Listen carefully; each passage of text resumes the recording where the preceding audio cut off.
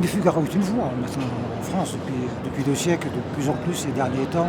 Quand on voit la rétrospective sur 2 siècles, quand on voit les personnages qui sont passés dans le Figaro, c'est très impressionnant. Des maîtres à penser, des gens d'une culture extraordinaire. Le Figaro est une institution. Vous étiez au courant de cette campagne de presse? Non, quand on est en prison, la règle pour l'administration, c'est de vous isoler du monde. On vous punit. Donc on vous met dans une cellule, mais on vous coupe de l'extérieur aussi. On tolère certaines petites choses parce que sinon le prisonnier dépérit très vite et peut se suicider. Dans la prison où j'étais, c'est une fois tous les 15 jours, pendant une demi-heure, mon épouse venait me voir.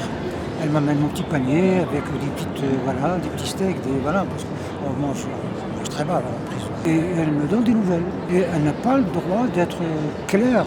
On est sous écoute. On communique par téléphone. C'est le parloir. Il y a vitre.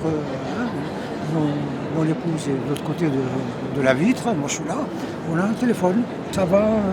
Est-ce que JP t'a appelé? Le gars qui écoute, JP, pour lui, ça va aller. Ma femme sait que je parle de Jean-Paul.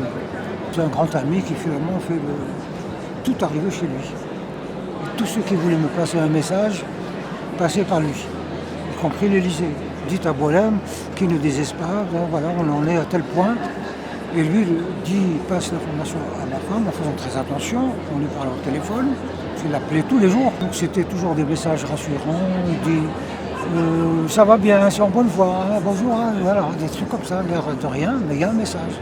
Ensuite, moi, je collecte ça, puis quand je retourne dans ma cellule, je me dis attends, qu'est-ce qu'elle voulait dire là quand elle m'a dit c'est un peu codé, quoi. Et sans la presse, je serais encore en prison.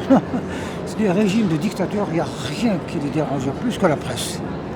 Et les pouvoirs, cette presse, ils n'en veulent pas. Donc, le Figaro ne se vend pas en Algérie.